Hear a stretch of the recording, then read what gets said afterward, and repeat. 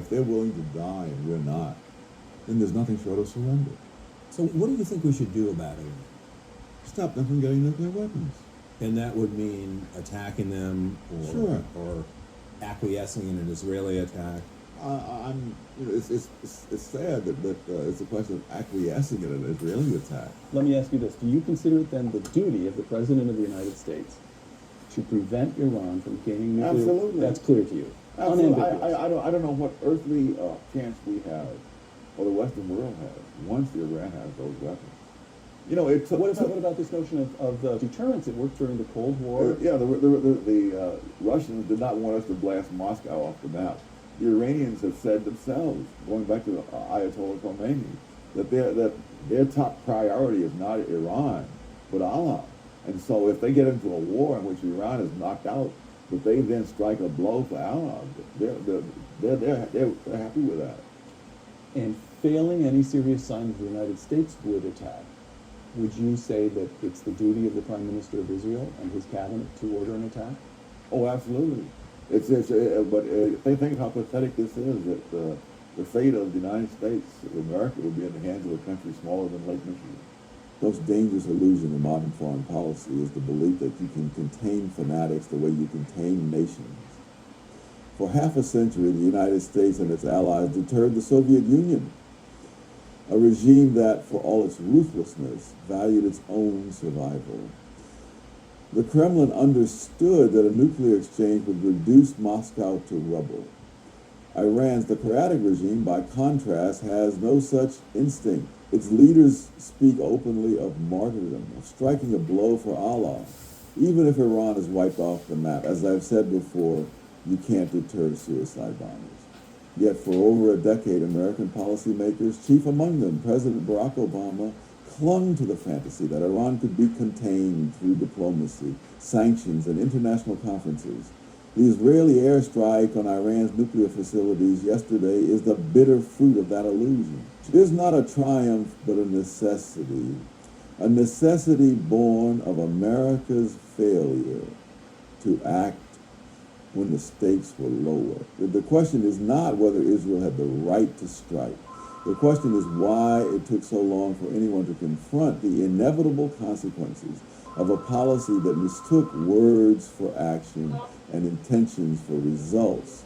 Iran's nuclear ambitions did not begin in 2025. They were emboldened by a decade of American hesitation, most notably under Obama's doctrine of strategic patience.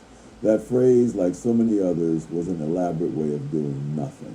And nothing is precisely what allowed Iran to enrich uranium to 60% purity, near weapons grade, install advanced centrifuges, and as confirmed by the IAEA in its latest reports leading up to June, continue to expand its nuclear infrastructure in defiance of international norms. Let us begin with first principles. Foreign policy is not judged by its intentions, but by its consequences. Obama's 2015 nuclear deal with Iran, the Joint Comprehensive Plan of Action, was hailed as a diplomatic masterpiece. Its architects promised it would curb Iran's nuclear program, foster regional stability, and reintegrate Tehran into the community of nations. What were the consequences?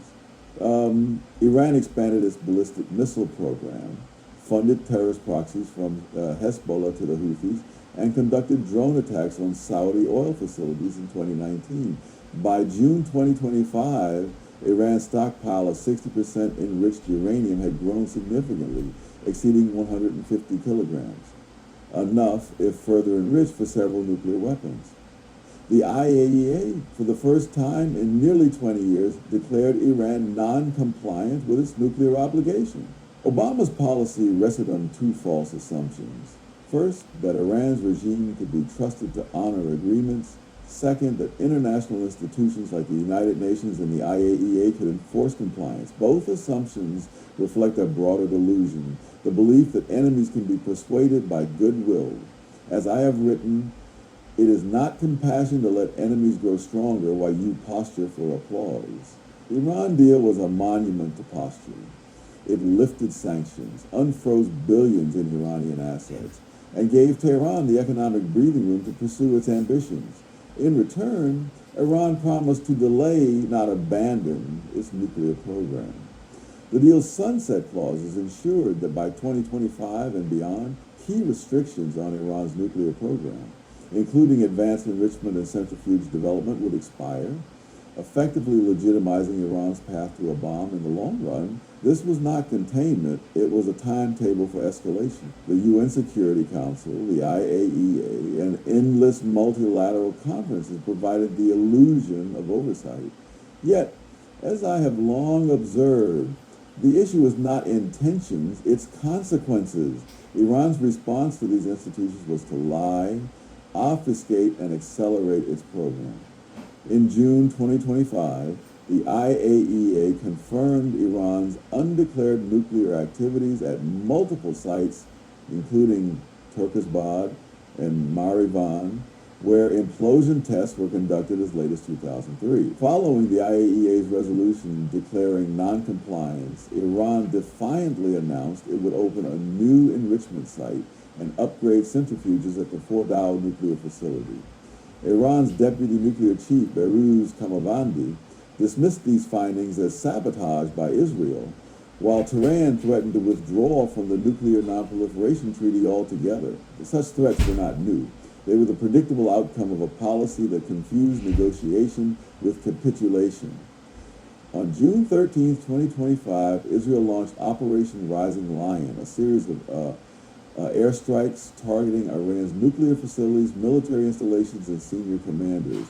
The Natanz enrichment facility was significantly damaged, and several senior IRGC commanders were reportedly killed, including General Mohammad Bagheri, the chief of staff of Iran's armed forces, and General Hossein Salami, the commander-in-chief of Iran's Islamic Revolutionary Guard Corps. Iran's state media reported significant civilian casualties, though these figures remain unverified and are highly disputed. Iran retaliated with drones and ballistic missiles, killing 3 in Israel and injuring dozens. The world now holds its breath, awaiting Tehran's next move. Israel's critics, among them Senator Jack Reed and the National Iranian American Council, call the strike reckless and unlawful. They argue it risks igniting a regional war. But the question is not whether the strike was risky. The question is whether the alternative, allowing Iran to acquire nuclear weapons, was tolerable. For Israel facing an existential threat, the answer was no. As I have said, all Israel has to do is not interfere. Israel acted because Washington did not. For years, American presidents debated, negotiated, and issued warnings while Iran built centrifuges and tested missiles capable of carrying nuclear warheads. The irony is stark. Saudi Arabia, long an adversary of Israel, reportedly allowed Israeli jets to overfly its airspace. This tacit cooperation reflects a regional realignment born of necessity. Riyadh, like Jerusalem, understands that Iran's nuclear ambitions threaten the entire Middle East. Saudi Arabia's condemnation of the strike was perfunctory, a nod to domestic audiences. The real message is clear. When America abdicates leadership, others feel the void. Israel's strike was not just a defense of its own survival. It was a belated attempt to restore deterrence in a region unraveling under the weight of American indecision. To understand why containment failed, we must compare Iran to the Soviet Union. During the Cold War, deterrence worked because both superpowers valued their own survival. The Soviets prized Moscow, their industrial base, their empire. Iran's regime, by contrast, exalts martyrdom. Its leaders have declared their willingness to sacrifice millions for their cause. As I have said, they strike a blow for Allah, even if Iran is wiped off the map. This is not hyperbole. It is the stated ideology of a regime that funds suicide bombers and equips proxies to die in its name. Obama's failure to grasp this difference was catastrophic. The Soviet Union could be deterred by mutually assured destruction. Iran's theocracy sees destruction as a path to divine reward. The 2015 nuclear deal assumed Iran would behave like a rational state, weighing costs and benefits. Instead, Iran pocketed the deal's concessions and escalated its aggression. By 2025, Iran had tested missiles with increasingly powerful warheads and boasted of overwhelming Israel's air defenses. Its proxies, from Hezbollah to the Houthis, attacked Israeli and Saudi targets with impunity. This is not the behavior of a contained nation. It is the behavior of a regime emboldened by weakness. No administration is blameless. President Trump's withdrawal from the Iran deal in 2018 was a necessary course correction. The deal was flawed, its sunset clauses a ticking clock. Yet, even with his maximum pressure campaign crippling Iran's economy, Iran's nuclear program continued to advance. By 2025, Iran's uranium stockpile had grown by hundreds of kilograms since February alone. Trump's rhetoric was bold, but rhetoric does not destroy centrifuges. The current administration has maintained pressure on Iran, reimposing sanctions and rejecting calls to revive the 2015 nuclear deal, yet ambiguity persists. Indirect talks through intermediaries, including Oman, have continued even as Iran violated IAEA safeguards. In April 2025, this administration issued a 2-month deadline for Iran to reach a new agreement, a deadline that expired the day before Israel's strike. The result was predictable. Iran stalled, enriched more uranium, and tested more missiles. As I've said, there are no solutions, only trade-offs. Every administration that delays difficult decisions increases the ultimate cost. Israel's strike is the price of that delay. History offers a sobering parallel, Neville Chamberlain's appeasement of Hitler.